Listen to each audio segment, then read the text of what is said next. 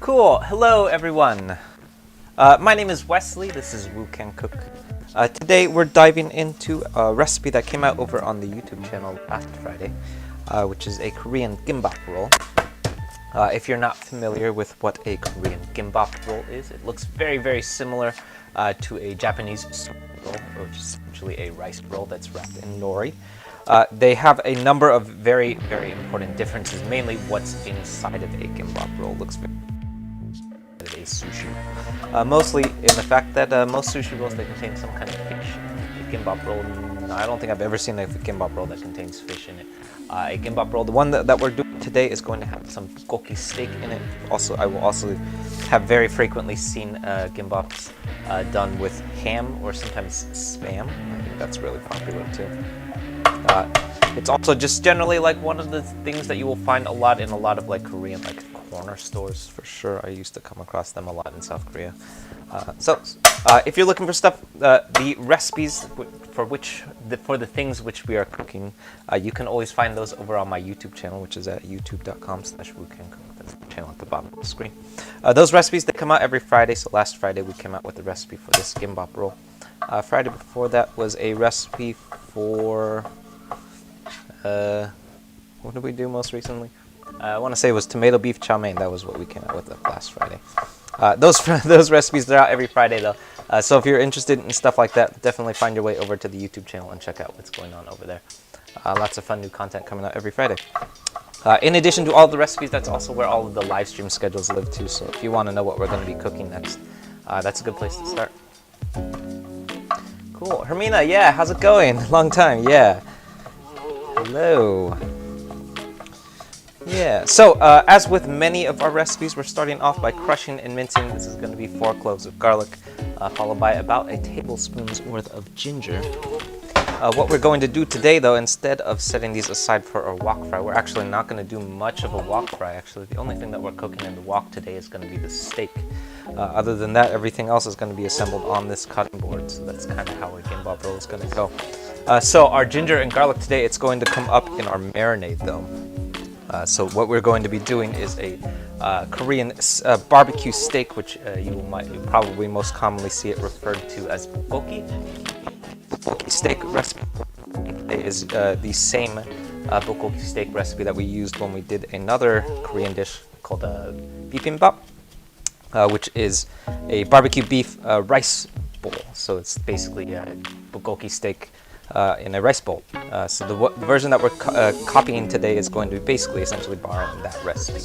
And what we're going to be using is we're going to use these aromatics, so our garlic and ginger. We're going to add them to our wok fry, or not to our wok fry, but our marinade. So we're going to throw it in with all of the other big umami boosters in that marinade, and then we're going to fry it up. So we're going to do a quick sear on the steak, and that's going to be the primary protein that comes up in our gimbap roll today. So in my opinion, if you're looking at like most of the gimbap rolls, probably the most prominent thing that sticks out to me is going to be what kind of protein happens to be in it. So for our today's version, the protein that we're using today is going to be a bulgogi steak, which is going to be like a thinly sliced. Usually you would do it with flank steak. Today we're going to be doing it with Angus steak because for the life of me, I can't find flank steak right now. So. I don't know why, it's very hard to find in the stores lately. So yeah, let's get into it. What is my average grocery budget? That's a good question. It kind of goes back and forth. Usually, it has definitely gone up since, for sure since I started this series, but also for sure since I have started cooking at home more. So I would say is like, as I have, like the amount of money that I spent going out for dinner has gone down. The amount of money that I spent on groceries has gone up. So I want to say like, on average, probably about 150 every 2 weeks.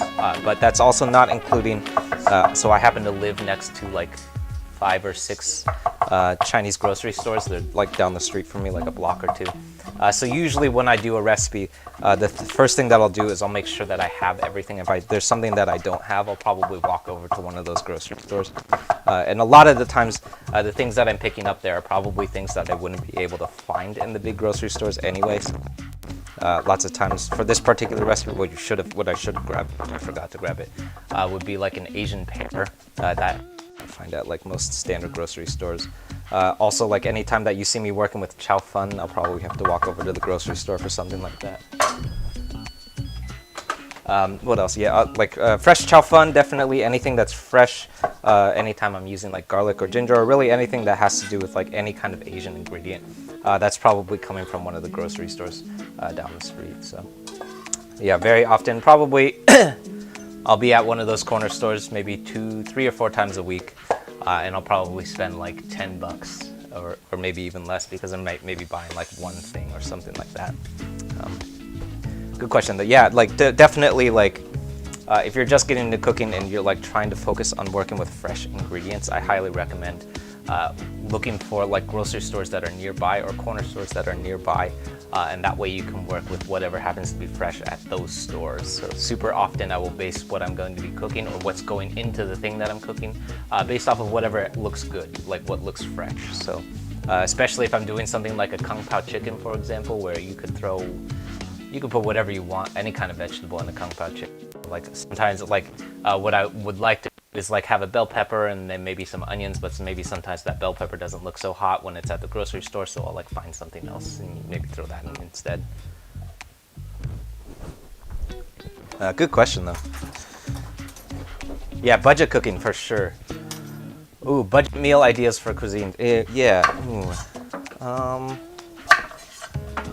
I would say. So what really comes to mind when I think about like budget is more about like what are the expensive ingredients. So like for sure, like the most expensive things always end up being like definitely any kind of meat. If you're working with meat, period. If you're working with meat at all, it's gonna stack up costs. Like the budget-friendly meats, though, they tend to be as long as you work around using steak or red meat, or really of any kind, but for sure steak. That's gonna like keep your budget like a lot more friendly. So usually, if I'm doing a dish that has some kind of flank steak, like today, for example, this dish is going to be a little bit more expensive because we're using some Angus steak, which I think we're going to be using. Yeah, this is $12 worth of Angus steak, which is not that much, but definitely it's going to be the reason why it's more expensive than other things that I'm cooking. So for sure, like if I was doing like something, for example, tomorrow we're doing a dandamian, which is basically like a pantry-friendly noodle dish that uses ground pork, and ground pork is much cheaper. So if you're talking about budget stuff, that's probably what I'm looking for, is like what kind of protein is in the dish. Yeah, fresh food for sure. Yeah, for sure. Like any kind of like fresh veggies. That's usually what I'm looking for. Is like what kind of fresh veggies do you have? And if the answer is you don't have any fresh veggies, then there's like lots of like good pantry-friendly dishes that you can do. So like for example, this particular one not so great for like being budget-friendly because we're throwing $12 worth of Angus steak into it, and that's not including like this nori. This nori that we're using is pretty expensive. The kimchi we're using is pretty expensive. So as far as like being budget-friendly goes, this is probably not a great one.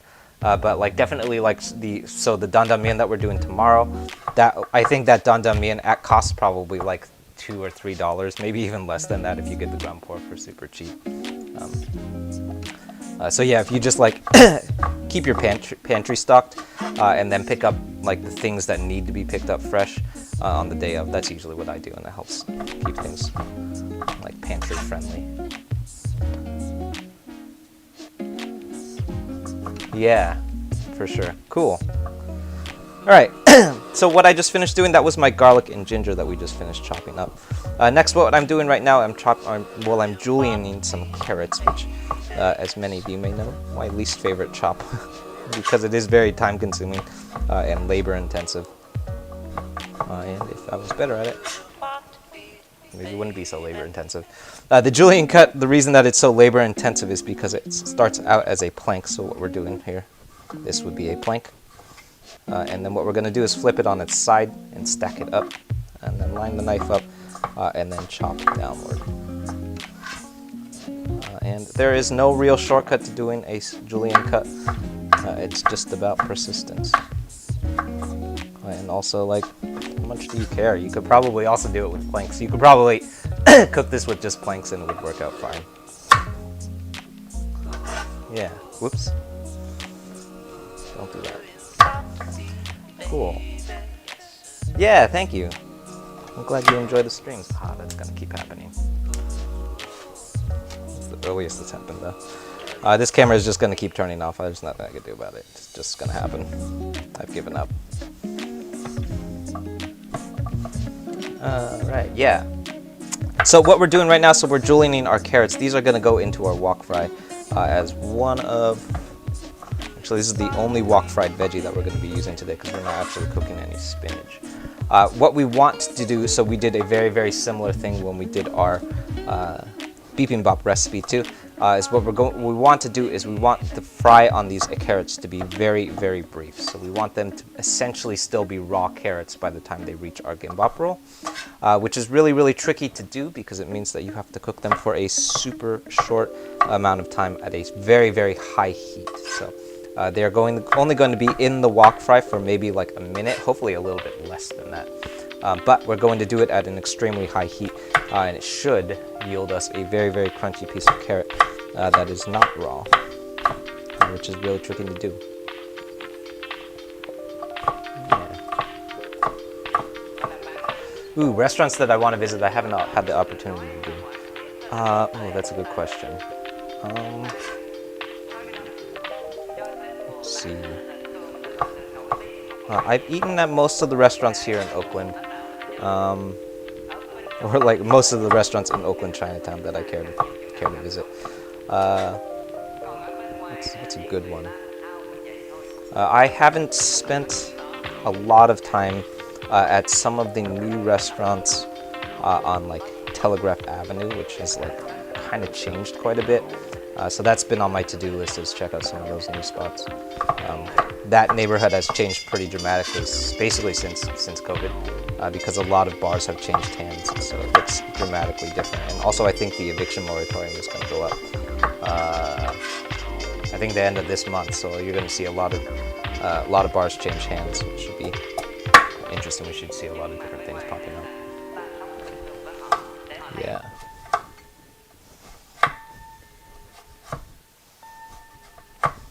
Yeah. Cool. My least favorite cut. Yeah, Hermina knows this is my least favorite cut, which is the julienne cut, because it takes forever. And if you want to, you could probably get away with just doing planks here. So we probably could get away with just stopping at that plank cut, and it would be mostly fine. It wouldn't be quite as tender, but in a dish like this where we're really just going to chop up the rice roll anyway, it would probably end up being fine. But I'm still gonna do it, mostly because I'm almost done doing it.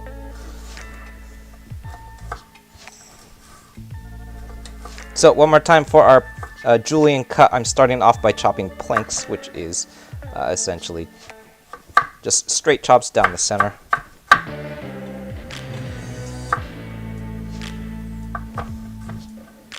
And then what we're gonna do is we're gonna flip our planks on their side and stack them on top of each other like so, and then chop downward from there. And if you've done it correctly, you should have these nice lacy pieces of carrot, which you maybe could do on a mandolin tip. I don't know. So that's our carrots. Let's set this aside. Alright.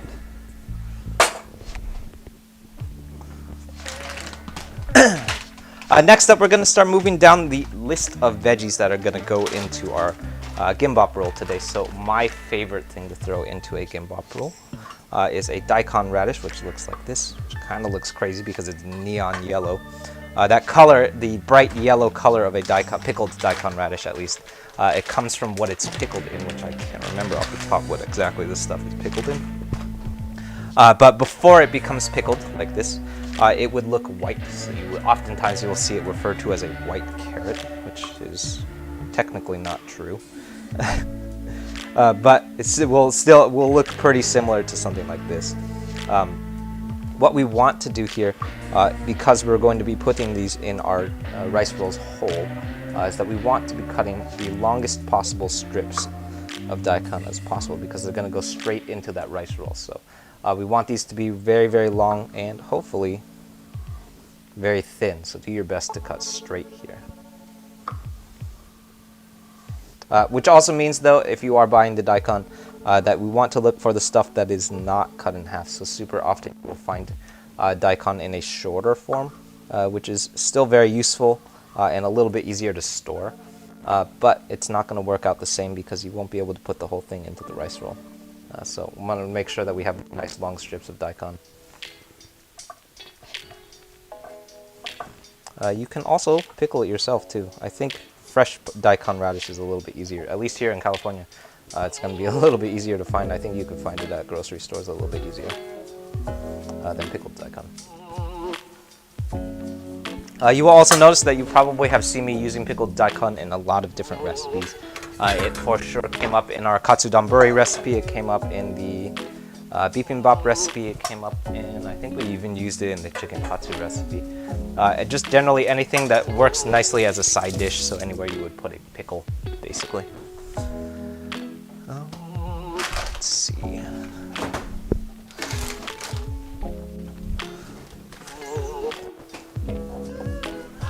Alright, next up is going to be a couple of eggs. So I'm going to use 3 eggs today because I like a lot of eggs in my gimbap, but if you want, you can get away with just doing 2. Oops.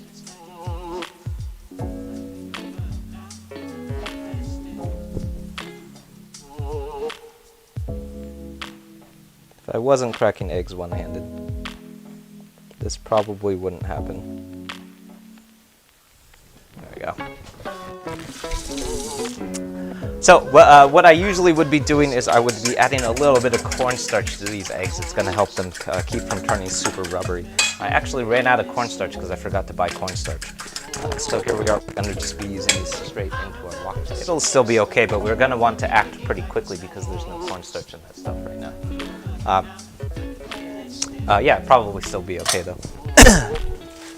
And finally, the last thing that we're going to throw together here is going to be our steak. So today what we're using, this is going to be some top cut sirloin, which means it's going to be a little bit more expensive than flank steak. Mainly, the main reason that we're using top cut sirloin is because it's all I could find. I couldn't find flank steak this week, so here we're stuck with top cut sirloin. I've been working with it a little bit more lately because it's been available, or more readily available. Top cut sirloin has very, very similar qualities that flank steak does, so it will look pretty similar. It's going to look pretty similar, mainly in the fact that it has very little marbling. You'll notice that there's not a lot of fat in the way that you would see or often come across if you were doing like a New York strip steak or something of that nature. So what we want to do though, because we're working with such a lean piece of steak, is that we want to be as sure as or careful as possible to be chopping against the grains. That means that we want to chop in this direction. If you look super closely, you can see. You can kind of see the grain. It's going this way. So what we want to do is chop in this direction and make sure that we're chopping against the grain as much as possible. So eventually, you are going to have to chop with the grain because of just the nature of like how the butcher has chopped the steak. So, but as much as possible, we want to be working against the grain. And what that's going to do is it's going to help us create or keep our steak nice and tender. So we won't have any like chewy bits of steak going on, which is not going to be fun. So that's sort of a technique that you will come across pretty much any time that you're working with a really, really lean cut of steak like the one that we're working with today. So you wouldn't necessarily, well, you probably still want to do it, but you wouldn't necessarily have to be as careful about it if you were using something like a ribeye steak or a New York strip steak, stuff like that, things that you would oftentimes just cut straight up on the plate. Because those steaks, they have a lot more fat to it, so we're not as concerned about it being chewy because that fat and just the general high quality of that cut is going to do a lot of, or solve a lot of that for you, so you're not too worried. It is also the same reason why those cuts are more expensive and oftentimes like super sought after. So if you get like A1 Wagyu, for example, that has like huge amounts of marbling, you'll notice when you look at a piece of Wagyu steak, it's like more, sometimes it's like more fat than steak, and that's how it like stays super tender. With flank steak, Or today, for example, we're using Angus steak. That's, which way do we want to cut this? Yeah, let's do it this way. With Angus steak or flank steak, for like what we're using today though, it will still be totally tasty. We still can work with it, but we just need to do a couple of things to make sure that this stuff doesn't get too chewy in our wok fry. So the main thing that we're doing is we're making sure to be chopping against the grain. That's very, very important, because what would happen is we chopped it with the grain. When you put it in your mouth and you go and try and eat it, you're going to have to do more work to chew that up, because you have more grain, or you have more tendon to chew into, which is not so great. The other thing that we want to do in order to make sure that this stuff doesn't get too chewy is chop it very thinly. So if you're more familiar with the bulgogi steak that you come across in restaurants, you'll note that it comes extremely thin. So it's probably comes thinner than you would, like a human hand would be able to cut it. That's because I'm pretty sure that that bulgogi steak that you're coming across in Korean barbecue restaurants, it's chopped with I believe it's chopped with a deli slicer, the same stuff that you use to get like deli meat, so like lunch meat. And that's how they're able to slice that steak super thinly. So I'm going to try and chop this as thinly as I possibly can. I don't think it will be as thin as that stuff because we don't have a deli slicer, but it will still get pretty close though, I think. So that's our steak.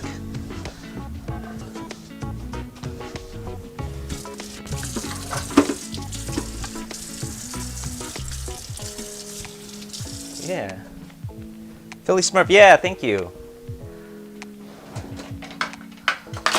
All right. Let's clean this cutting board up.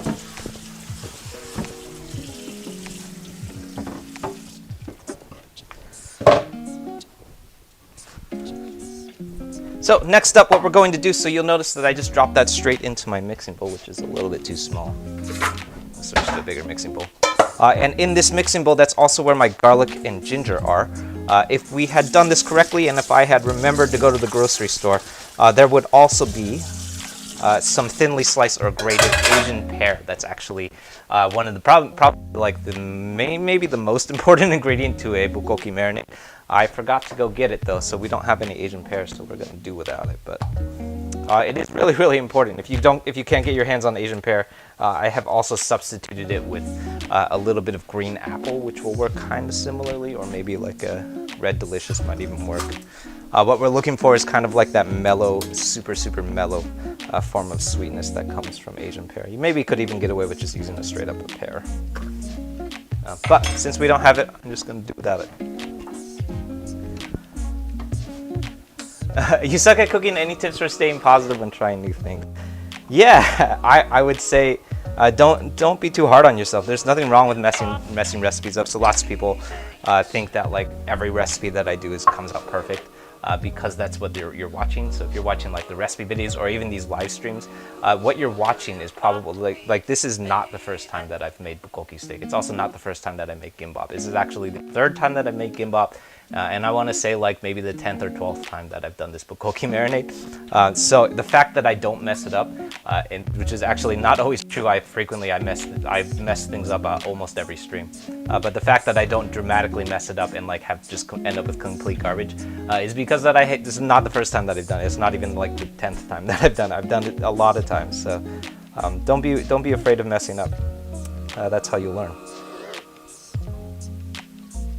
I also I'm a firm believer that like don't get super attached to recipes. So like even if you're following one of my recipes, especially if you're following one of my recipes, like a lot of times what I like to do when I work with a recipe is I like to look at what's going on in the recipe. So kind of like think about and like think critically about like what are the things that are going into the recipe and what is it actually doing, which is actually like kind of the focus of a lot of the recipe videos that I do is like not just like explaining or like talking through what are the things that are going into it, but more importantly like why I'm adding those things. So for example, like what we just added, that was 4 tablespoons of soy sauce plus 2 tablespoons of dark soy sauce. So the reason that I added that dark soy sauce is because it's a little bit more syrupy and it's going to help in that sear quite a bit. So when you see dark soy sauce come in marinades, come up in meat marinades a lot, the reason a lot of times that you see that stuff come up is because it helps the sear. So think a little bit more critically when you read a recipe, like think about what it's doing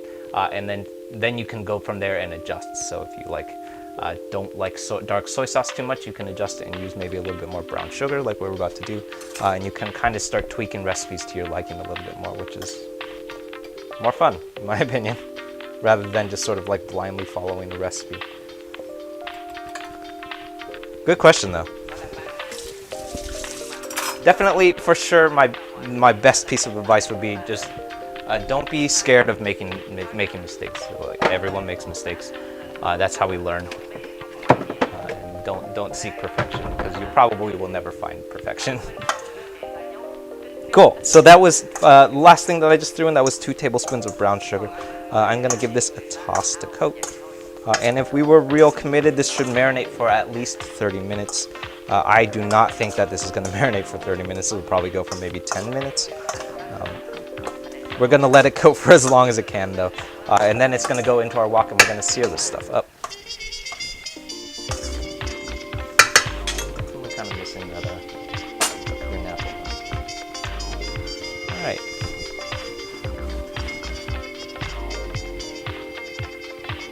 Ooh. I think that's in Korean. I can't read Korean. I'm sorry. I've gotten pretty good at reading Chinese, but I'm pretty sure that's in Korean, though. Yeah, Korean. Hello, though.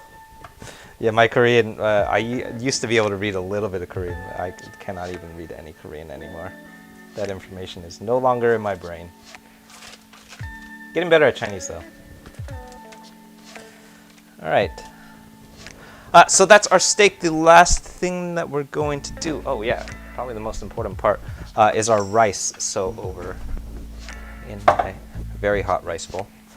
This is our rice. So this is just standard rice, just regular old rice. And then what I'm going to do here is take some of this out. I don't think I'm going to actually use all of this rice. Probably going to save some for fried rice. And then what I want to do here is we want to start drying this rice out, which again, if we were reading about on that, thank you for explaining that. I appreciate that. So real important, anytime that you're rolling rice rolls, so this includes sushi, but also true with rice gimbap, is that you don't want to be rolling it with hot rice for a number of reasons. Probably the most important reason is that you're going to burn the crap out of your hands if it's still super hot. But also for real important is that it's probably going to start melting that nori if it's too hot. So we need this rice to start cooling down pretty rapidly. So what I'm also going to do is season it with a little bit of vinegar and a little bit of sugar. So if you have it, you can also just use sushi rice vinegar, which looks very similar to rice vinegar, except it has a little bit more sugar in it. And I think it has a little bit of salt added to it too. Oh, you just made some yesterday. Nice, yeah. This is one of my favorites. It's also a little bit labor intensive, so it's more work than a standard wok fry. But I appreciate like labor intensive recipes like this. Who's my kimchi dealer? That's a good question. I've been going back and forth on brands of kimchi lately. Today what we're using is the kimchi that you can get at Koreana. The reason that we're using it is because you can buy it in a gallon jug. So this is a gallon of kimchi. We've been using it in a lot of the pop-up food booths that we've been doing. So I have, no kidding, I have 4 gallons of kimchi in my possession right now, which is more kimchi than any human should have in their possession at one time. I'm not super in love with this particular kimchi. I used to get another really great kimchi, and I can't remember who makes it off the top. But it was like an organic kimchi, and it had a little bit more brine to it. And it also was just like a little bit more fermented and like pungent. I was a big fan of that kimchi, but it was also stupid expensive. I think it was like $9 for like maybe like half a quart of kimchi, and that's a whole gallon of kimchi that I got for 20 bucks. So quality plus price, they're kind of like going up and down. So I don't know.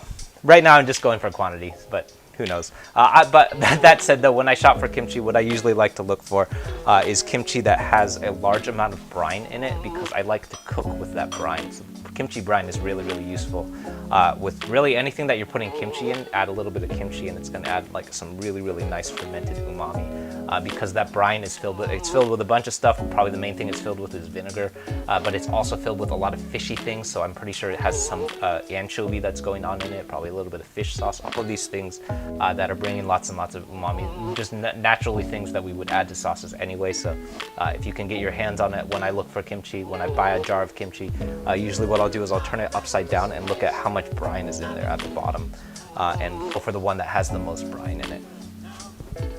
Good question. Hey, Hamcharo. Yeah. That's Hamcharo. He's the hamster that eats ramen. Hamcharo only gets to eat ramen when people feed him, which is when somebody subscribes to the YouTube. So please subscribe. All right, so I'm seasoning with that should be a tablespoon of rice vinegar, or if you have it, you can also use sushi rice vinegar. And then I'm just gonna toss. From there, we're just gonna let this cool down. So this is definitely too hot to start handling with. So if we try and touch it, we're probably just gonna burn our hands. But more importantly, when we start putting it into our nori like this, this nori, it's made out of dry sushi. So if you add moist, very, very fluffy rice, so fresh rice, to that nori, what's going to happen is that nori is just going to start melting. And then it's going to fall apart in your hands, and you're going to have a real bad time. So you don't want that to happen. So make sure before you start rolling that nori, that this rice has got to cool down. I usually like to let it cool down for like 2 to 4 hours. Obviously, we're not going to do that because we're going to try and cook it on stream. So this will probably cool down for at least like 20 minutes at least. And that should be, hopefully, should be enough time so that we're not burning the crap out of our hands.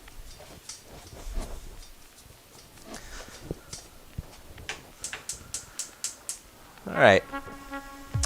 I got my wok heating up over on the stove. We're going to let that thing get ripping hot, and then we're going to start searing some steak.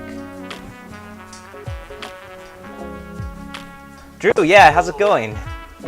Hello. You smoke kimchi in your bong. Yeah, you could probably do that. I don't think you'll get stoned from it, but you can certainly do it. Sarah, oh, have I ever tried to make my own kimchi? I have bought the ingredients on multiple occasions and then forgot. I know that it's extremely hard. I also know that it's not that many steps. So I know in theory how to make kimchi, but I also know that it's really, really hard, and I'm not actually positive that it's going to be better than the kimchi that you get in the store. So I have contemplated doing it mostly for the sake of doing it for a recipe video, so we could dive into like how to make kimchi. But I don't know that I would ever like get super into kimchi making, because number one, I don't think it would be more cost effective than just buying a jar of kimchi. But number two, I don't think I could make it better than what you would get in the stores. So I probably would not make a habit out of it unless I got really, really good at making kimchi. But probably the things that go into, obviously the number one thing that goes into is cabbage. The number two thing that goes into it is gochugaru, which I have right here. Gochugaru is essentially chili powder. It's a Korean chili powder. It looks like this stuff. Take a look. It literally looks like a really, really bright red chili powder. It's really, really tasty. It's also, that's how that bright red color from kimchi comes from. It's coming from that gochugaru. And as far as I understand it, what it's really about is just like treating that kimchi in that gochugaru, and then essentially just pickling it. And I have made pickles a lot. So in theory, I think I know how to make kimchi, but I just never have actually gotten around to doing it. Nor do I think that I would be very good at it. Nor do I think that it would be like something that I would do on the long term. So eventually I will probably do it just so that I can do it for a video, but I'm not expecting to be blown away by the kimchi that I make. So cool. Yeah, cool. So over on the stove, my wok is getting heated up. Before we start searing stuff in that wok, we want it to be ripping hot. So we're going to let that heat up maybe for another minute. We're really waiting for it to start smoking very profusely, and that's when you know that that wok is ready to start cooking in. In the meantime, hello to everyone just tuning in, or if you haven't tuned into one of these streams before. My name is Wesley. This is Wu Can Cook. Today we're doing a Korean rice roll that's called a Gimbap, which is loosely inspired by the rice rolls that you'll find in the film Minari, which is one of my favorite new films of 2021. A gimbap, it probably, if you've never seen a gimbap before, it looks a whole lot like a sushi roll, which actually a number of the things that we're using are just sushi ingredients. So we're using sushi nori, and then we're also using sushi rice vinegar. Essentially the rice that we just made was based off of a recipe for sushi rice. So it looks very, very similar, but it is actually dramatically different from what sushi is, mostly in the fact that it doesn't really ever contain fish. What it most commonly would contain is some kind of meat, so today we're going to be filling it with some bulgogi steak, which is what we're about to start cooking. I've also seen it done with a lot of ham or spam, or like really any kind of like pork. I've seen it happen all the time. I think I've seen it done with like ground pork even sometimes. All these things very, very common in gimbap, which you would never see happen in a sushi roll. I don't think I've ever seen any kind of meat in a sushi roll, so has this very, very interesting like very specific difference to sushi, even though it looks at first glance very, very similar. So if you have any questions for me, feel free and drop your questions in the chat. I don't know everything about Gimbap, but I know lots of stuff, so hopefully it can be helpful or informative. At the very least, fun to watch. Lastly, if you haven't checked out the YouTube channel yet, definitely hop over and check out what's going on over there. That's where all of the recipe videos live, so what we're cooking through right now is a recipe that came out over on the channel last Friday, which was a recipe for a Korean gimbap inspired by the movie Minari. So if you're interested in stuff like that, lots of recipes like that coming up every Friday. We're working our way We're working our way to 4,500 subs by the end of the month, so if you want to help us hit our subscriber goal, please hop over and subscribe. Lots of fun stuff. All right, so into my wok, I'm just adding, that was 4 tablespoons of peanut oil, and then we're going to give it a long yao, like we always do. And then what we're going to do is add our steak one piece at a time, flat side down. And if you're smart, you probably should use tongs. I don't think I'm gonna though. What we want to be very careful of, so we want to be paying attention to a couple of things. Probably the main thing that we're paying attention to is that you don't just want to dump the steak straight into the wok here. So what we want to do is I'm being very careful to make sure that the flat side, or the side with the most surface area on my piece of steak, is making good solid contact with the wok. So what that's going to do is it's going to ensure that the most possible area of the steak is going to sear. So that's going to help us get the crispiest possible piece of steak that we can get. If we just dump it straight into the wok, it won't sear nearly as well, and then we would end up with more of like a mushy piece of steak, which is not going to be as good as if we were a little bit more careful with it. So it takes a little bit more time. You may or may not end up burning your hand. I definitely have burnt my hand plenty of times doing this, but it's worth it. Also, if you have ever had Korean barbecue, this is generally how you would cook that barbecue steak, is on a flat top, like this. Cool. So if you're cooking in if you're trying to do this, the number one thing I would recommend using is a flat bottomed cooking surface, so you don't run into the problem that I run into. But if you are trying to do this in a round bottom wok like I'm doing right now, you'll notice that all of the oil in my wok, it's pulling up right here, which is super useful anytime that you're like wok cooking or like sauteing stuff, because it means that you can focus all of that oil in the bottom, and then you can bloom things in that oil a lot easier because it kind of focuses in the center. For a sear like this, it's actually a little bit counterproductive because it means that that oil is not actually reaching the outer ring of our wok. So that means that what I want to do if I am using a round bottom wok like this is that I'm just going to give it a good rotation and make sure that that oil, it reaches all the way around to every piece of steak, because if there's not enough oil making contact with that steak, it's going to end up burning instead of searing, which is not good. That's how you end up with burnt steak. Remember that a sear is essentially just a controlled burn. So if you want a crispy piece of steak, you're walking a very, very fine line between what is a sear and what is burnt. So. Donations, yeah, thank you. Fermina always reminds me about donations. If you'd like, I never ask for money when I'm streaming. But if you want, we are always accepting donations over on the YouTube channel. I don't really use the money to like do much with it. The only things that we raise that money for is to replace gear. So basically always just trying to make these streams better. So if you want to help, right now we're raising money to replace the video capture cards on all of the cameras. So if you've ever noticed that a lot of the camera feeds, they tend to come out blurry. That's not actually because the cameras are cheap. The reason that they're blurry is because the capture cards that cameras go into are really blurry. So we're trying to replace them. And also the reason that I have really cheap capture cards is because I have 4 of them. So we have to replace all 4 of them if we want to make things look better. So if you are able, please do hop over to the YouTube stream and you'll find a donation link at the top of the screen. But don't feel obligated. If you can't, that's totally fine too. We're just here to hang. Cool, looks good. Yeah, thank you. How many hours a day do I cook? I cook very brief. I don't cook nearly as complicated things for lunch. I usually just chop a salad up for lunch. So really, the only time during the week when I'm cooking is right now. So about an hour and a half. That's about it, though. And then actually, so during the weekends, I actually cook a lot because we've been operating a food booth. So we've been doing a lot of prep days and a lot of cooking. So yeah, on like prep days, probably about 4 hours of prepping, and then on cook days, we're usually servicing for like 8 hours, 6 to 8 hours. Gets pretty intense.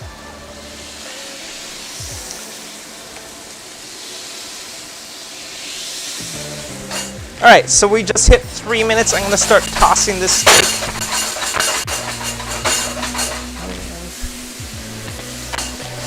Almost, but no fire. There was almost a little fire, but not quite. Ideally, that wok should not set on fire. If you have wok flame on a home burner, it's probably not a good thing. When you see wok flame, especially on a wok burner, what's happening is that the oil is catching on fire a little bit, which is how you get that really smoky quality in a lot of wok cooking. On your on your home range, like what we're cooking on right now, it is not hot enough to set on fire. So if it is setting on fire, what's actually happening is the water is making contact with your oil, and that water is setting on fire, which is not a good thing because it probably means that it's reducing heat. So you're losing heat in your wok, which is not a good thing. So looks cool, but if you're cooking on a home range and you see your wok setting on fire, it's probably not a good thing.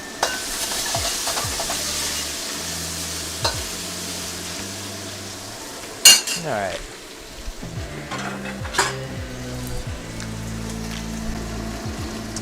So I'm cooking in batches here, so I'm going to pull out my first batch. Nice and crispy.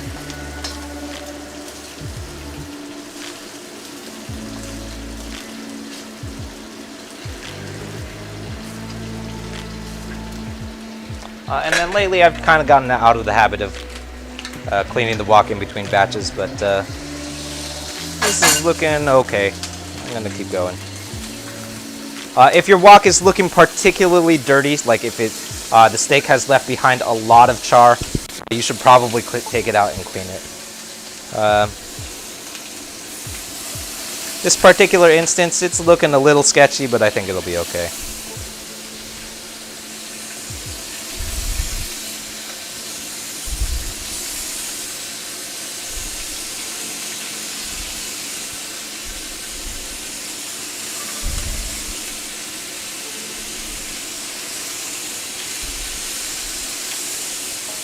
Yeah. So just like my first batch, I'm doing the exact same thing here. So we're laying each piece of steak. That flat side is going downward so that we have as much contact as possible with the steak making contact with the wok.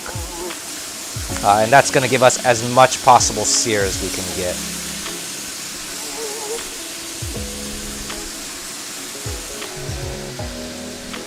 I want to wait. Yeah, I'm going to wait.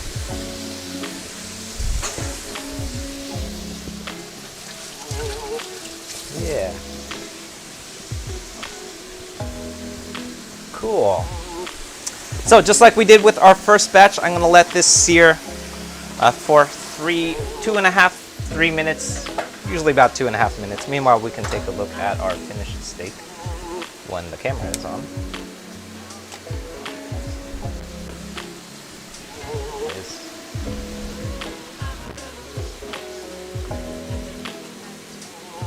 Alright, so here's our finished steak. We have this very, very deep browning and lots of nice searing going on.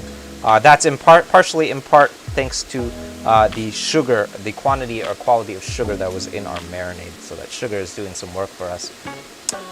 We're also being very careful about making sure that this steak is sliced super thinly. If it's sliced too thickly, it's going to get really, really chewy, which is not really fun. So, head back to the stove. Same thing. Do I cook the same thing every time?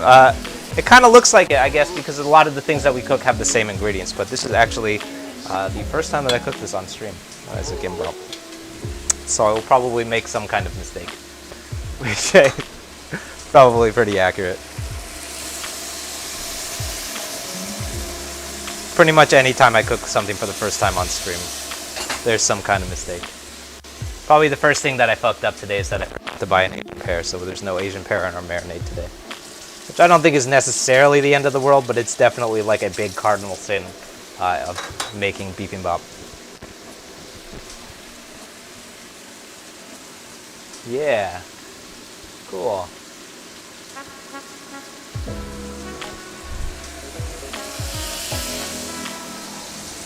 Alright. Cool. Hello to everyone just tuning in. My name is Wesley. This is Woo Can Cook.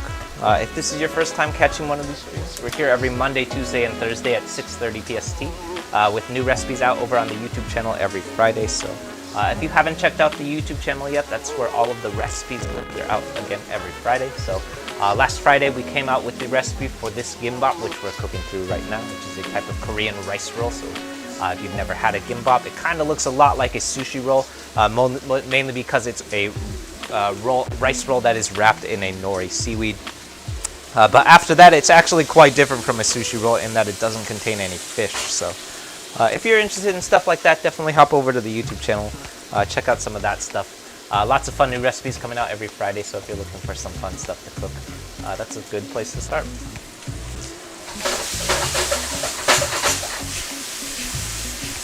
We're also working our way up to 4,500 subscribers by the end of the month, so if you want to help us hit our subscriber goal, please hop over and check it out. Only if you're interested, though. Please don't subscribe if you're not interested. I don't know why people do that. Alright.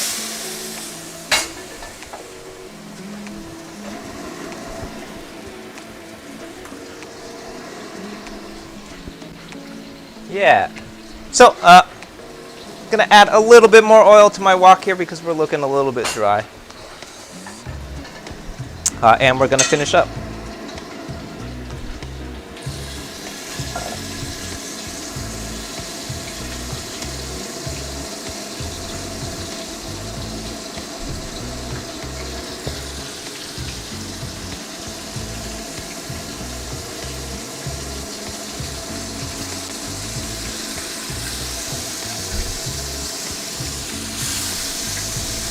Oh, I probably could have fit this in the last batch.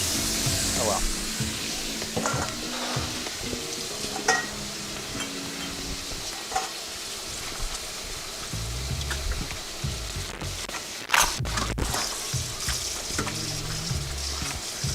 All right. So you'll also notice the last thing that you'll probably notice, or that I want to mention, is that this wok, it totally could have fit all of the steak at once. We probably could have done the whole thing at once, or at least it would have fit. The reason that I didn't do everything out all at the same time is because wok on a home range, it has a very limited potential to how much you can fit in it before the wok starts losing heat. So that's a big problem with wok cooking on a home range, because a home range doesn't get nearly as hot as a wok burner does. So in order to make sure that that wok stays nice and hot, we're being very careful to regulate how much stuff that we put into the wok at one time. So at no point in time will you ever see me fill up the wok to its maximum capacity. And that's simply because if we were to do that, the wok would lose all of its heat. So if you fill that wok all the way up, it doesn't matter how hot your home range gets, it will never get hot enough to keep the wok hot. So in order to avoid something like that from happening, we want to make sure that the wok stays fairly empty for the duration of time that we're still cooking stuff in it. So especially if you're searing, you need that wok to stay super, super hot. So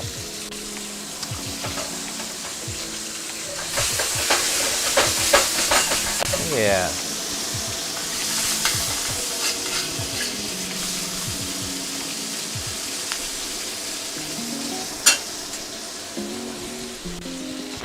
All right.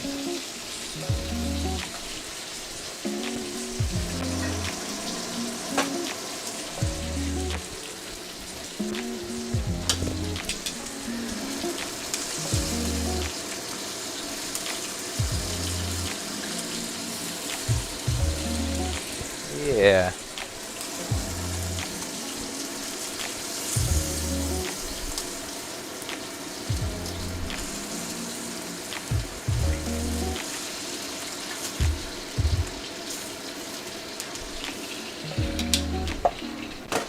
All right, so the last thing that I'm gonna do every time that we finish cooking in a wok is that we want to make sure, especially when you finish searing something, is that you want to give that wok a good rinse out because if you're not careful, all that stuff, it's gonna stick around. So there's lots and lots of junk in that wok.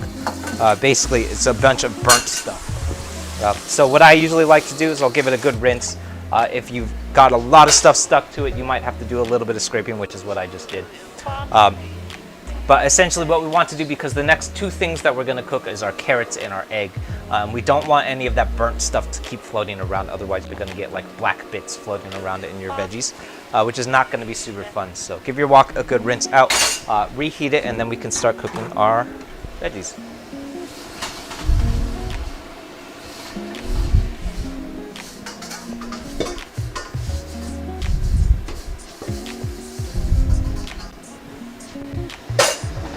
Some stuff stuck.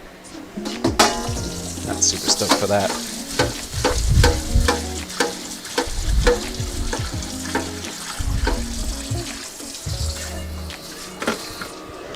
There we go.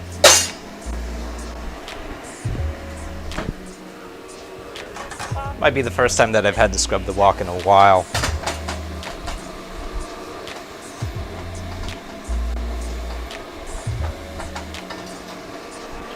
Cool. All right, so I'm going to reheat that wok and we're going to get to work on our carrots. Meanwhile, take a look when the camera is on. At our finished steak over here. So here's our finished bulgogi. We have this deeply seared, very, very crispy pieces of steak.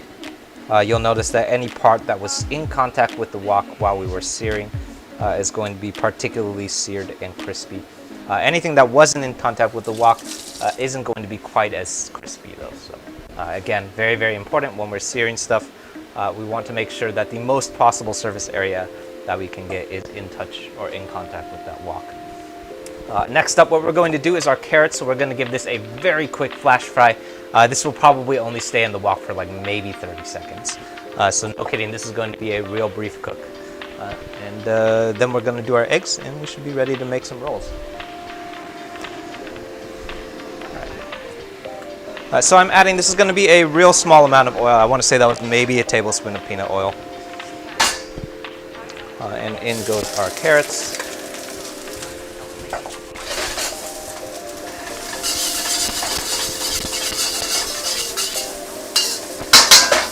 And then I like to add a little bit of salt just to kind of give these carrots a little bit of flavor. It's maybe optional.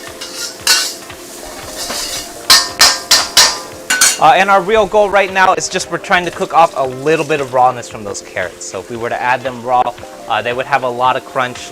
It would taste like a raw carrot basically. So by letting them go on high heat for maybe 45 seconds, maybe a little bit longer than that, that's going to cook off some of that rawness. It won't be quite as crispy. It's not going to have as much bite, but for the most part, it's still going a very, very toothsome piece of carrot. It's also the reason why that julienne cut is so important.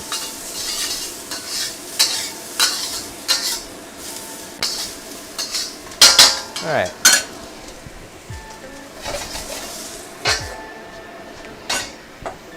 So that's our carrot.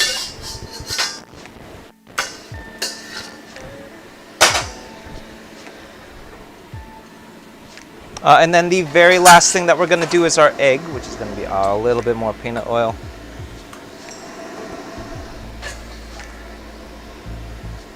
One more long yao.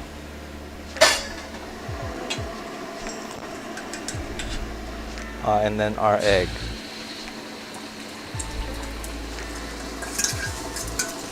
So I say this a lot when we do eggs in a wok, but egg fried wok, or wok fried eggs, excuse me, it reminds me a lot of making an omelet. So essentially what we're going to do, first thing that we're going to do is let that egg set just a little bit, and then I like to rotate that wok so that we get a little bit more egg coming out. Pretty similar to what you would do with an omelet.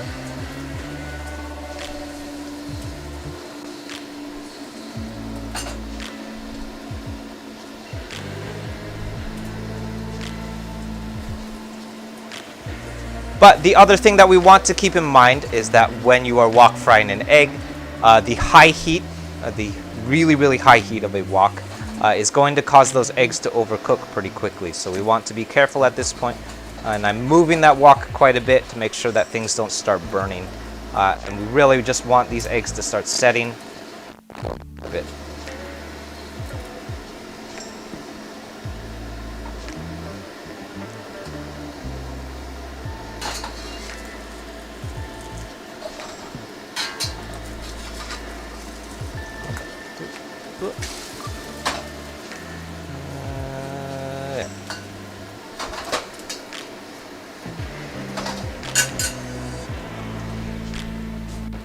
Alright, so we're going to let that set and then we're going to slice it up.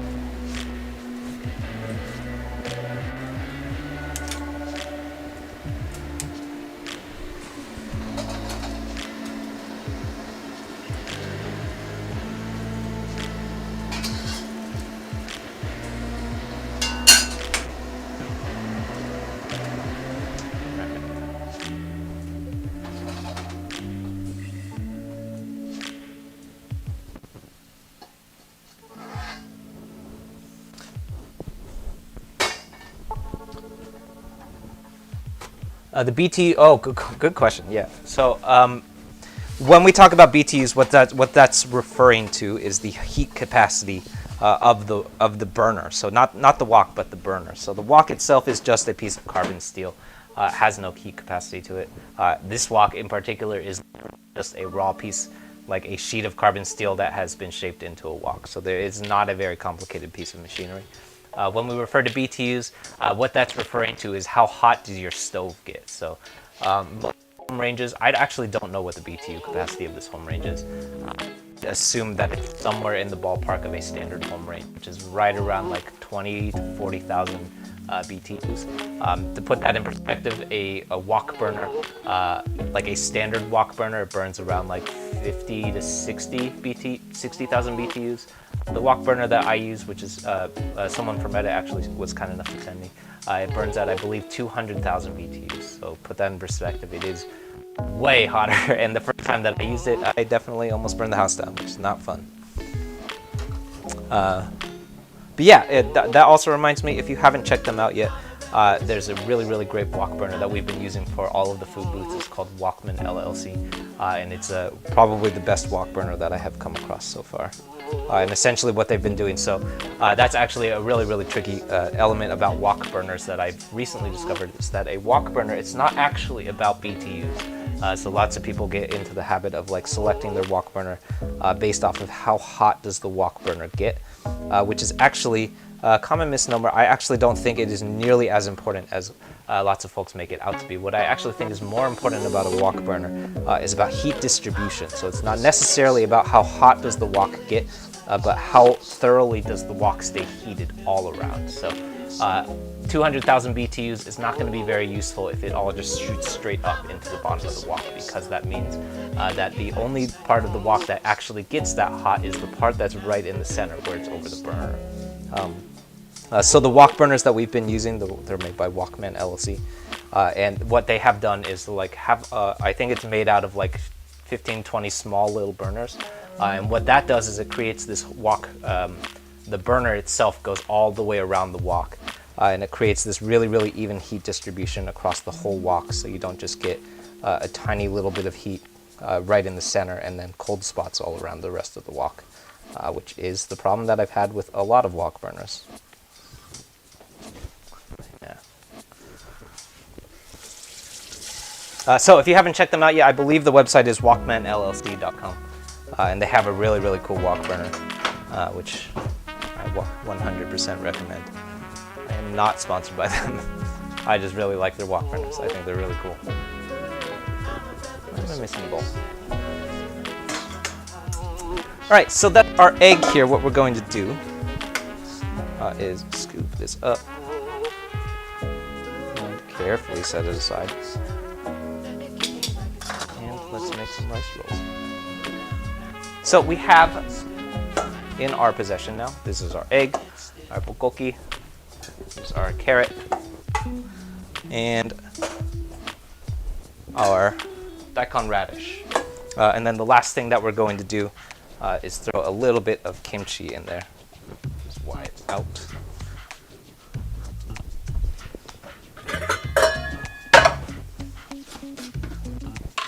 I believe in the original Gimbap recipe that I had done, I was using spinach, which we're not using. Mainly the only reason that we're not using spinach today is because I forgot to go buy spinach, so it should be okay. But kimchi, very, very common to use in a Gimbap recipe. Also, I have a lot of it, so what the hell, why not?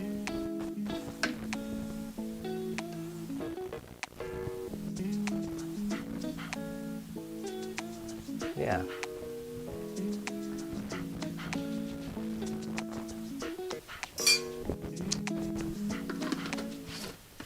Oh yeah, yeah, no problem. I totally don't have a problem with people asking the same question a lot. Yeah, a good brand of wok, or where to buy it. So my favorite brand of wok to recommend is I've used it a few times now, so I can stand by it. Joyce Chen, it makes a really good carbon steel wok, and I'm pretty sure that you can find it on Amazon for something like $30 or something. So it's pretty affordable. If you find yourself spending more than like $30 on a wok, unless it's like a really, really nice boutique wok, you're probably overpaying. It's probably too much. The wok that I'm using, I think I got this thing for like 10, 15 bucks. What I always recommend, if you can find it, if you happen to live in Chinatown, is look for the restaurant supply stores in the area. So if you happen to live in Oakland, I got this one at a supply store called Chenko. What they're essentially doing is supplying goods to all of the restaurants in the area. So that's where they get all of their like cookware. So all of like the teapots and like all of that stuff, it's coming from Chenko. Which means that generally, if you happen to be near a Chinatown area, you will generally be able to find something pretty similar, because if you see a lot of Chinese restaurants, somewhere along the lines, there's got to be someone supplying cookware to those restaurants. So that's what I always recommend looking for. And then to answer your question, the type of wok, I don't actually know what brand this wok is. It's literally just a piece of carbon steel, so I have no idea. But what I always go for, what I like is carbon steel. So all of the woks that we use in the food booth are carbon steel. I think they have really, really nice even heat distribution, so they heat up really nicely and they stay hot. I also like, for home cooking, I love a good cast iron wok, especially if you're cooking on a home range, or if you're cooking on an induction top range. But it does mean a cast iron wok because it's made out of cast iron, obviously. I used to have a cast iron wok, and I think it was like 30 pounds, something like that, which means that you won't be able to pick it up at all. So there's no kind of wok tossing that's going to happen. So if you're okay with not being able to wok toss, it probably will solve all problems that you've ever had with heat capacity on induction top. Yeah. But yeah, what I always say is a good wok, it's not actually about the brand of wok, so it's not necessarily a quality thing. It's all about what it's made out of. So whether or not your wok heats evenly, it's not going to be about what type of wok it is. What's more important is what kind of metal is it made out of, and is it a good quality of metal for a wok. So super often, and I actually don't even know why they make these, but if you find yourself looking for a wok at a big box store like Target or Walmart or something, most often you will probably come across Teflon non-stick woks, which they really are really irksome to me. because the problem with Teflon is the same reason that makes them really good, is that a Teflon wok has a coating in it made out of Teflon, and that Teflon does not get very hot. It'll actually stop the pan from heating up at a certain point, which is what makes it so great for scrambled eggs, for example. It's because if you're cooking in a Teflon nonstick pan, you will never overcook your eggs because the Teflon pan can't get hot enough to overcook it. That also means that that Teflon wok is never going to get hot enough to cook. You will never be able to do wok cooking, which means that if you're buying a Teflon nonstick wok, essentially what you're just buying is a 24-inch scrambled egg maker. It's just not super useful. So I don't know why they make those. The only thing probably the biggest thing that I recommend when you're hunting around for a wok, make sure that that thing doesn't have any Teflon on it. I don't know why those exist. All right, so I'm starting off with my sushi roll here. So this is a sushi roll. I have thought a lot about how you can make a gimbap or a piece of sushi without one of these things, and I think ultimately the answer is just go buy one. They're really cheap. You can find them on Amazon for like $1, so don't be lazy. Just buy them on Amazon. But essentially what they are is just a bunch of skewers that are tied together. So what it's going to do is it's going to allow us to roll that rice up. So a couple of very important things when we start rolling this up is that the number one thing you'll notice is that where I just placed this daikon, we're going to fill it up this way, but I left a whole bunch of room down here, so this is really, really important. If you start filling up at the very bottom, which is probably going to be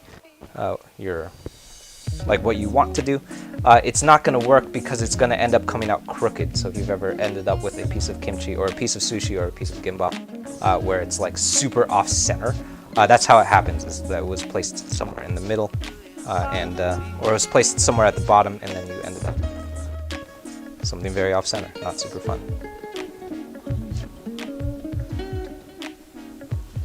So that's my daikon carrots. That's my bibimbap, or gimbap. Sorry, my bulgogi steak. Then that's my carrot or egg.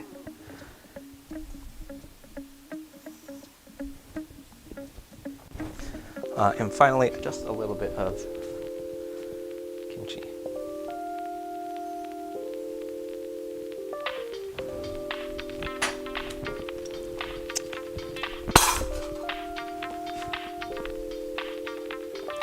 The other common thing that you might find yourself wanting to do is fill it up with way too much rice, which is also going to lead to a bad time. If you've ever had a piece of gimbap or sushi that has way too much rice in it, that's how it happens.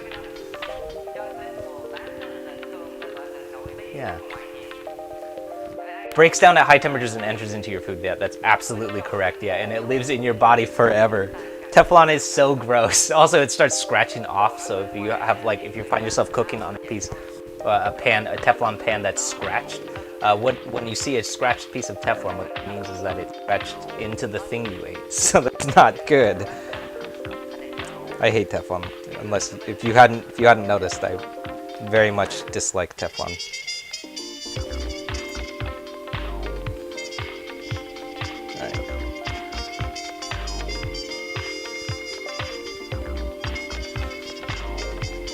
So I'm using the roller to sort of leverage that nori and kind of roll it into place. And then what I like to do, so what you want to do, your inclination is what you're going to want to do is to just start biting into it, so you just eat it like a burrito. You don't want to do that. You want to let that thing rest. Otherwise, it will probably just pop open again. So in order to make sure that this thing doesn't pop open, we're resting on its side with the side that's the seam side facing downward. Let that rest for like a couple of minutes. So, otherwise, it's going to start popping open. So what I usually like to do is let's make a couple of them. Other important thing with nori, so you'll notice that this piece of nori sheet, one side is very shiny, so you can definitely see that on camera. The other side is very matte, so it looks like this. Actually, that looks pretty shiny on camera too. But I could tell you that one side is very shiny, one side is not as shiny. You want the shiny side down. If that shiny side is facing up, that means that the tacky side is facing down, and it's going to stick to the mat, which is not fun. Also, sushi mats are really hard to clean, maybe even impossible to clean, so I want to try and keep that thing clean as possible.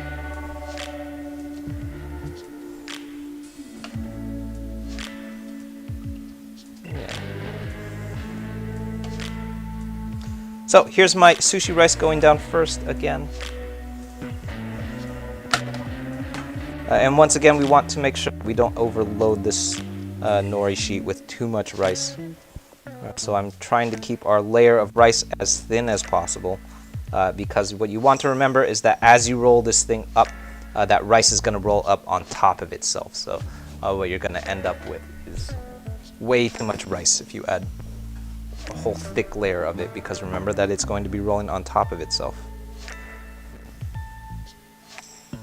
And then I'm starting off with about maybe an inch worth of margin at that bottom. That's my daikon, followed by my carrot.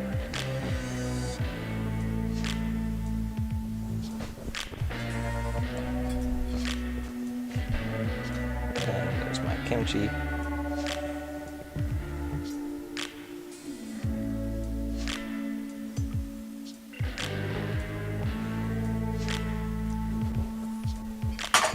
And finally my steak.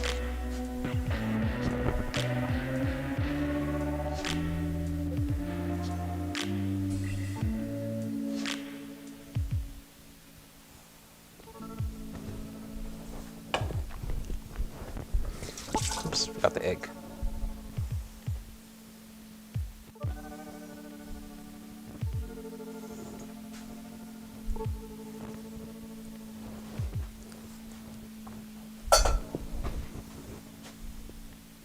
So I'm trying, again, making sure that there's this good solid margin at the top and at the bottom. And then we're going to slowly and very carefully roll that nori up.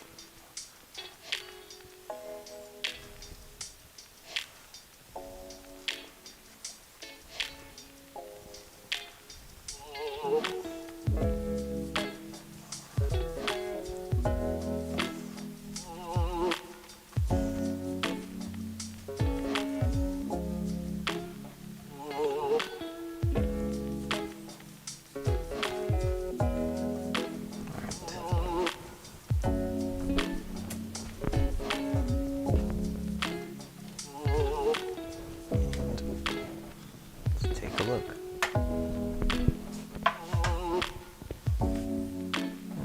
Maybe I'll do one more. Yeah, I'll do one more. Yeah, thank you. Sweet roll.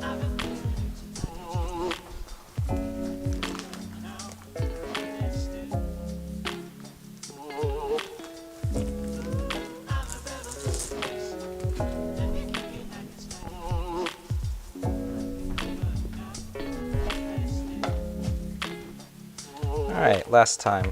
Once again, we're laying our rice down as thin as we can manage it. Rice is kind of hard to be accurate with. But again, we're keeping in mind that this rice is going to roll on top of itself. So as we add rice, remember that that stuff is going to start compounding on top of itself. So don't feel obligated to fill the whole thing up with rice, because it's going to get overwhelming real quick.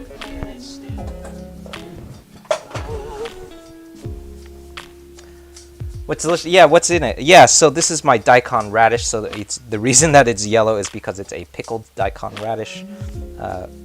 This is some carrot, some julienne carrot going in, followed by my bulgogi steak.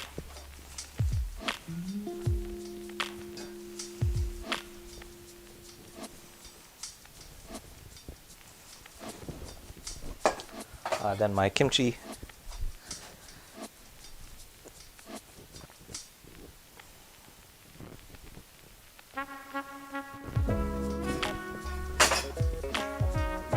And finally, my egg.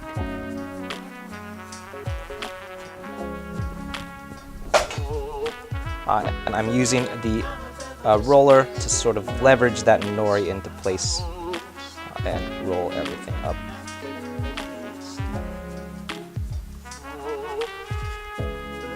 I found that the roller is a little bit useful, or a little bit more helpful, to sort of make sure that it rolls tightly, so that it doesn't pop open. And then what we want to do is then once you have it rolled up, As we're gonna let this rest. So let it rest for, give it at least a good 10, or maybe like a good 2-3 minutes. And that's gonna keep everything from popping back open. So we can circle back and take a look at our finished rice rolls. So at this point, they definitely just look like sushi, for sure. All right.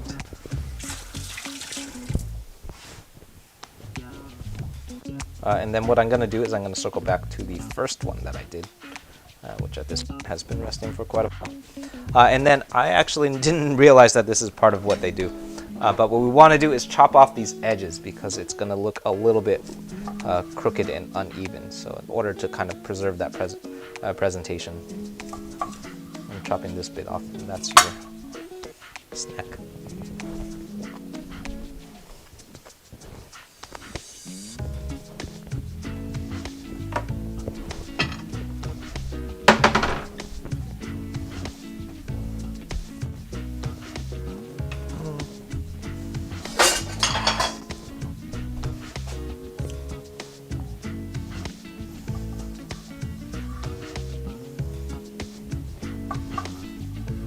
And then very important, this is probably true anytime that you're chopping stuff, but especially when you're chopping something soft like this, you want to let the sharpness of the knife do the work for you. So don't be pushing down too hard, or very, very gently letting the knife do the work and then pulling out. If you push down too hard, what's going to happen is you're just going to squish everything and then it's going to ruin the roll. So very gently, we're letting the knife do the work.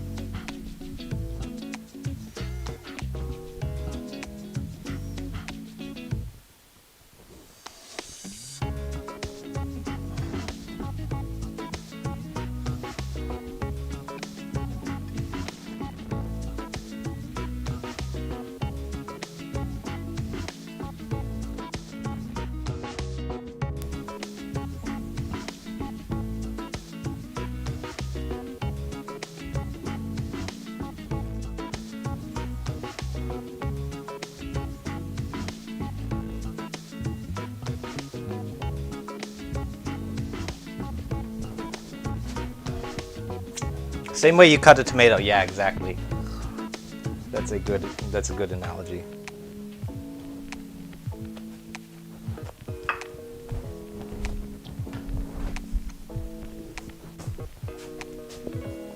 All right, let's take a look at another one of these. So once again, I'm cutting off the edges here. Maybe a little bit more generous here.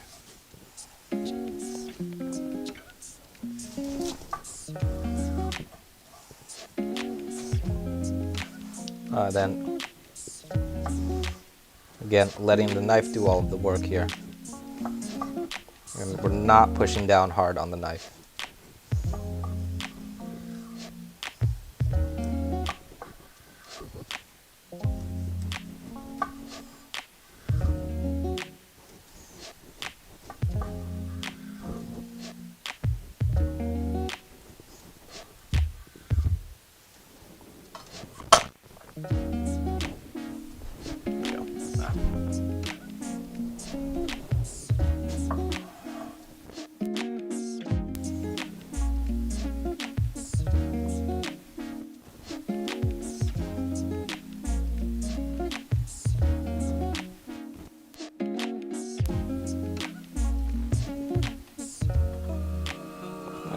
One broke open. I don't think these are all gonna fit.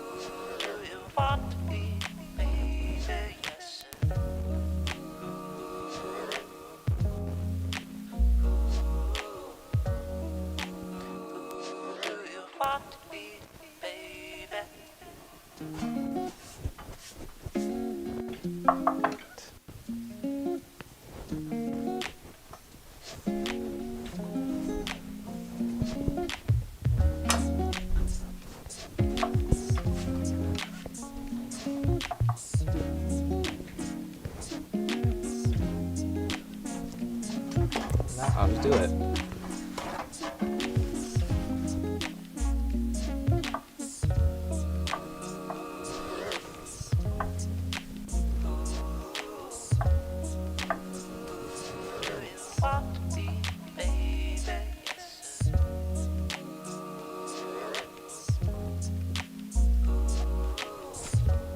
So where's our Korean chopsticks?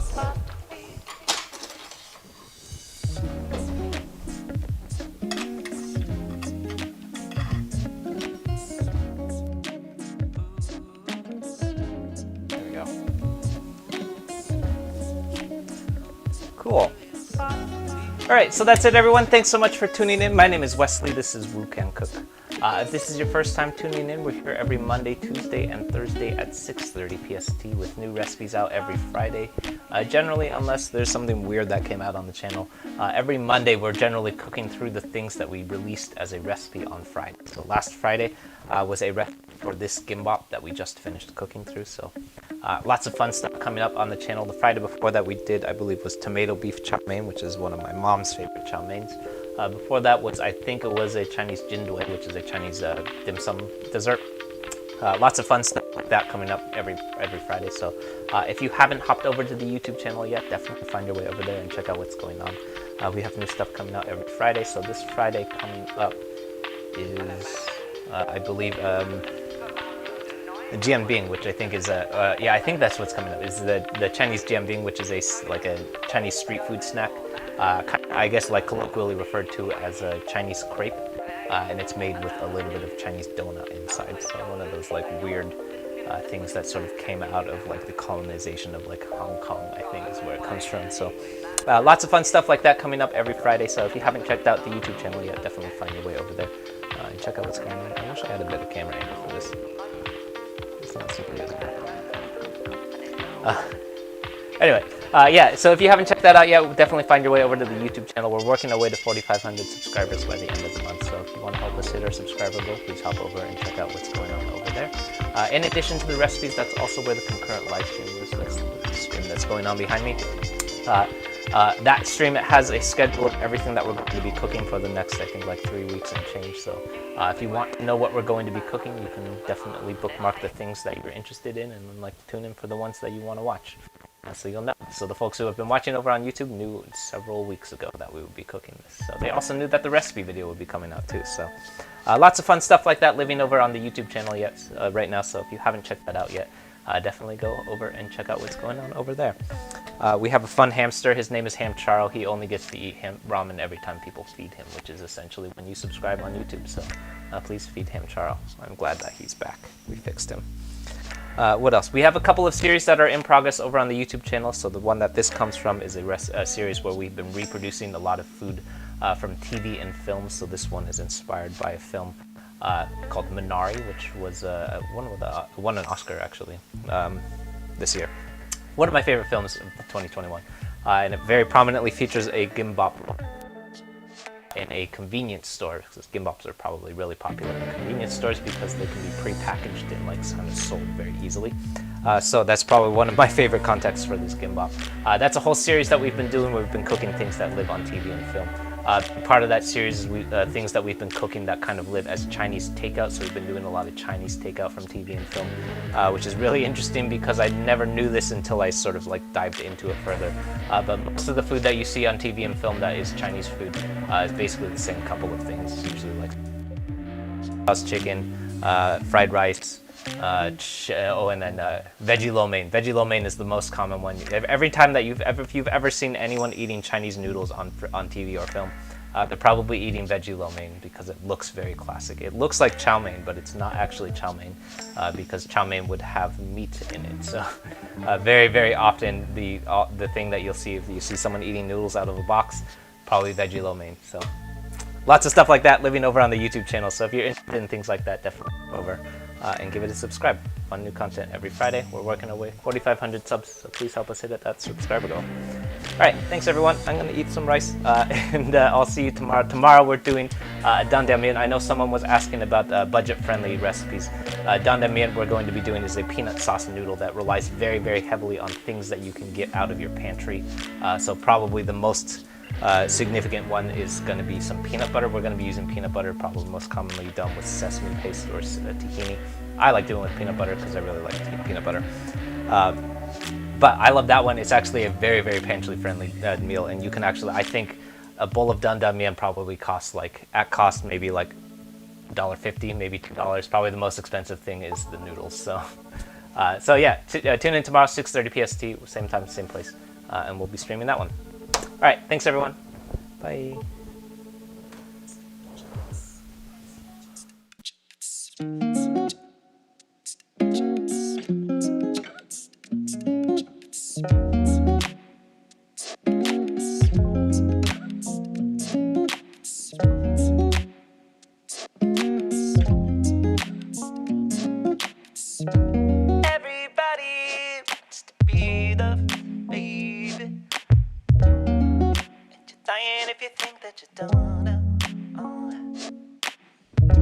Never mind that you still don't love yourself now. You can find it from somebody else now. Everybody's got to grow up. Sometimes funny how we shoot the move. Still will we fight it, baby. Alright, never mind. Then I found what I'm looking for, baby. Yes, I found it now. Alright, I'm falling in love with love, and it's bringing me down.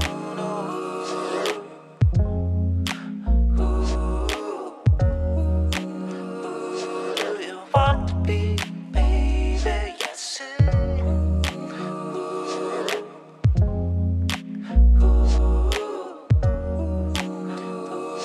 You want to be, baby.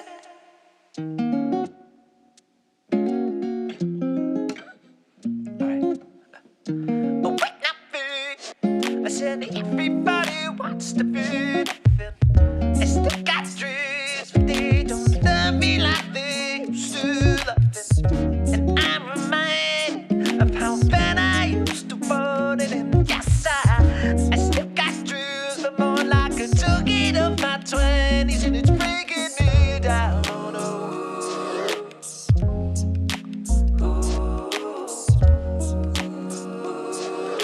Want to be, baby, yes, sir. Do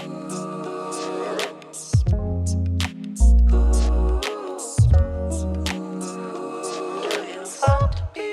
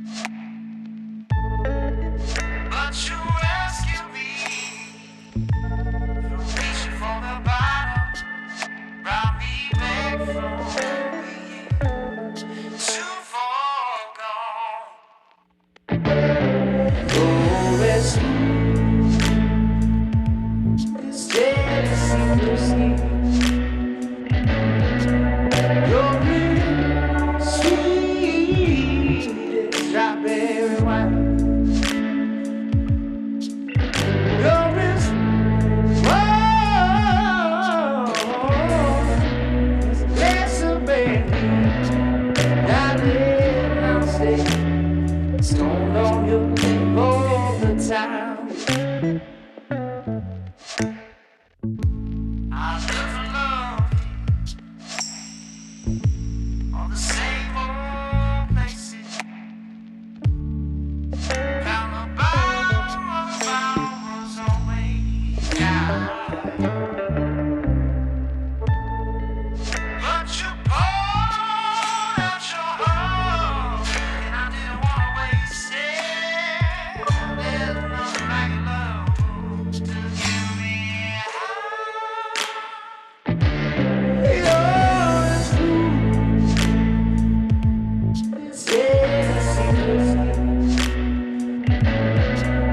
You're red, sweet,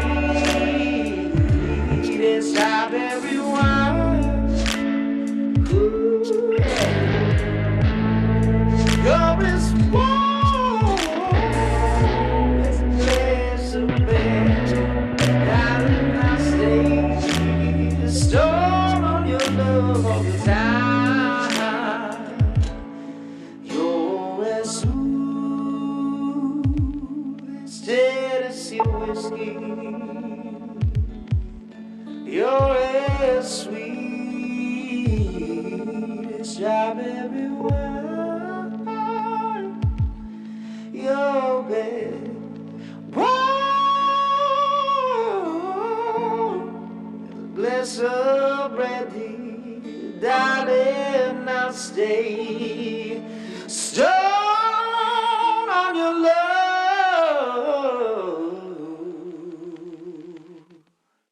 all the time.